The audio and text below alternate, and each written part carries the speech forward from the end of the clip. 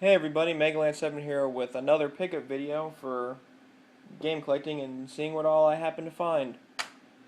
Like I said before, these videos will show up whenever I happen to find enough to warrant making a video, and I had a really good day going to yard sales today, so I'm going to get a video out of it.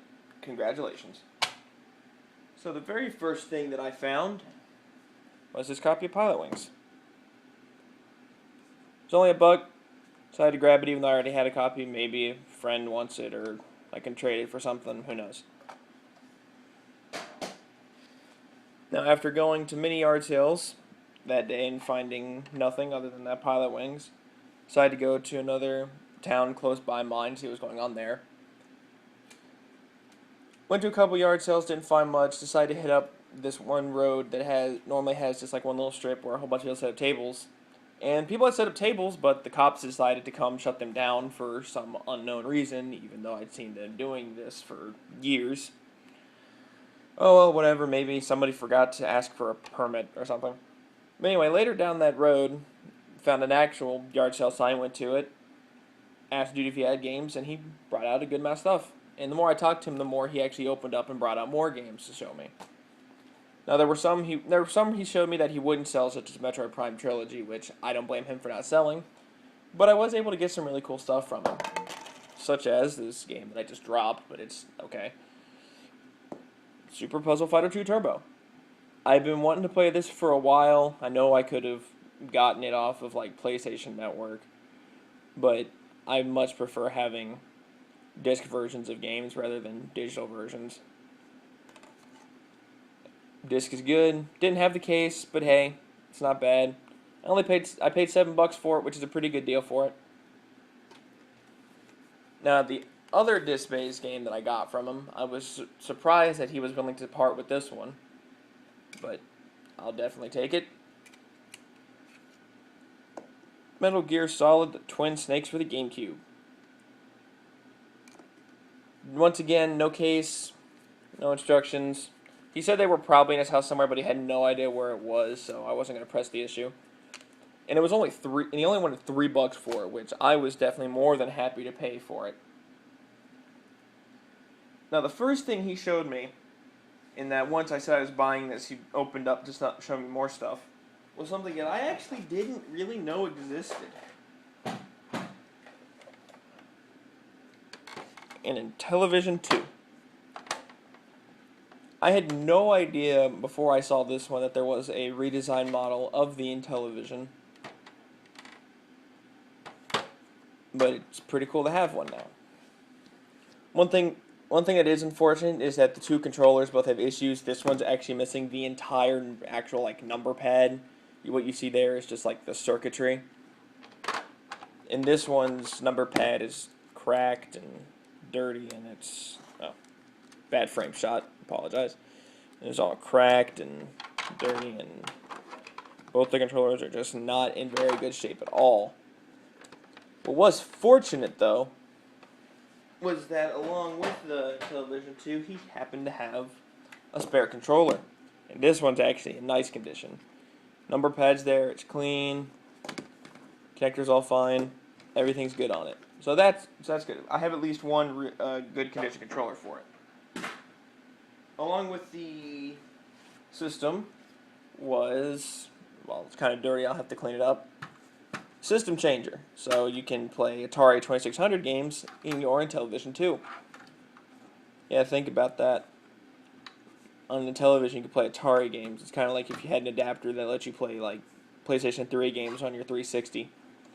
No way something like that would happen nowadays. But it's pretty cool and would help like somebody trying to conserve space in their gaming room, because now you can just have the one system with the attachment. You can have both systems going, although you have to take this out to play a television game, so I guess that kind of defeats the space saving purpose. Ignore that. But anyway, it's cool to have that. System also came in this fancy little like leather slip cover. That was nice. Along with the system, I got all of the games that he had for it. All the Intellivision and 2600 games. So let's get to it. First one was Space Attack. It's always nice when the games don't have the cover stickers. Of course, this type of cartridge never did. This cartridge confuses me. It's like somebody took a television cart and stuck an adapter for Atari on the back. Whatever. Probably just some company's design for it. Dark Cavern. Frogs and Flies.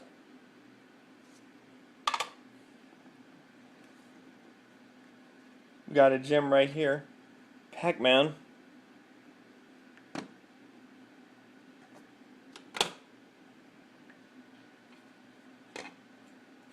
Now we have the only game with a really noticeably bad label just because it's falling off. Popeye. Yeah, I'm gonna have to tape or re-glue that back on. And for the most part, other than like Popeye and like a few other exceptions, these cartridges were in really nice condition for Atari games. Normally when I find them, they're sun faded, labels are missing, they're scratched up, they look really dirty. But these are surprisingly nice. Got a copy of Jungle Hunt.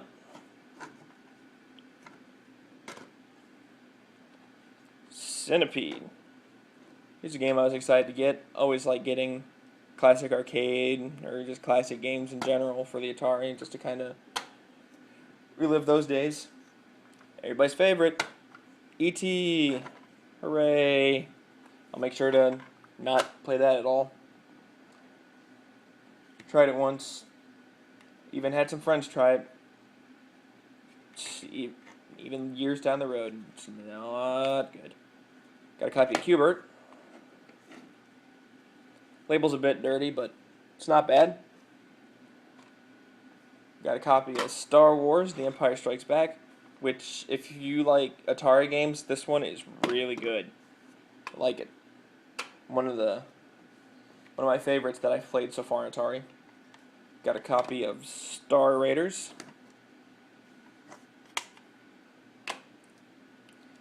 Warlords. Haven't played much of the Atari version of this game, but I've played the arcade version and like what's been on like Atari Greatest Hits like for PlayStation, and Warlords is a fun game, especially to play with friends. It can get pretty hectic. Crystal Castles.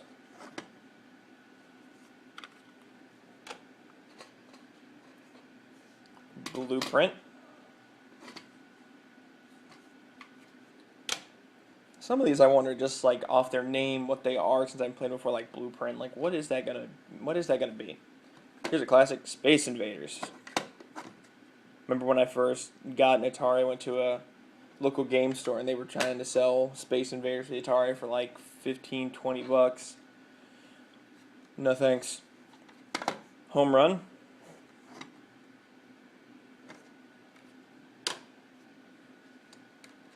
Here's one I wanted to try for a little while. Sword Quest Fire World. Don't have the comics, so I can't compete in the grand tournament, but oh well. Might have ended a couple years ago anyway. Defender. Another classic arcade game on Atari. Cool to have that. Missile Command.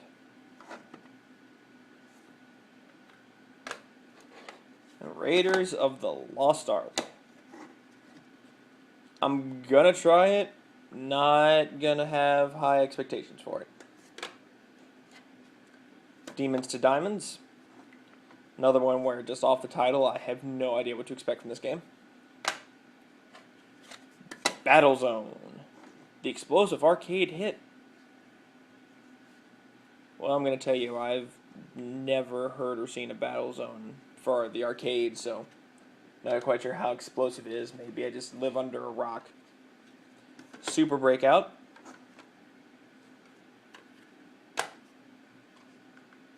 Kangaroo. And then the last of the Atari games, Miss Pac-Man, which is a bit dirty, scratched up. You can see, might be able to see there. Gonna hope it's better than normal Pac-Man on the 2600. I'll see. Now we get to the television games. B-17 Baumer. I don't know if Intellivision 2 just kind of works without the little voice module on its own, or if I'm going to have to find a voice module, but this is one of the games that I'll actually use that. Skiing. Space Battle. Ooh, look, we have a game with an actual, like, cover art. Magic was good for that. Tropical Trouble. We got Beauty and the Beast, which from the cover looks like it's going to be... Oh, great. Get a phone call. You know what? I'm leaving it in the YouTube video. Whatever. Enjoyed the sound of ringing phone. I run professional up in here. Burger Time. This is probably like the dirtiest cartridge I got out of the whole thing. Dracula. Now here's two that I'm really glad I got. Tron Solar Sailor. Once again for IntelliVoice. You can tell by the gold label. And Tron Mesotron. Glad I got these because I'm a huge fan of the original Tron movie. So I'm always excited to get Tron games. The second Tron movie was okay, just not I just think the first one was better just because I thought it was really kind of pretty to look at. Oh yeah, Kool-Aid Man. Just made a complete fool of myself by doing that, but whatever, it's in the video, go with it. We have Triple Action. Another magic game, Demon Attack. Why does the cover look like Mechagodzilla with a fighter jet taped to his back? I'm intrigued by that one now. Star Strike. Wow, I'm willing to bet like half these games are completely off frame. Oh well, once again, running fancy. Another magic game, Ice Trek. A little label damage up in the corner, but nothing too bad.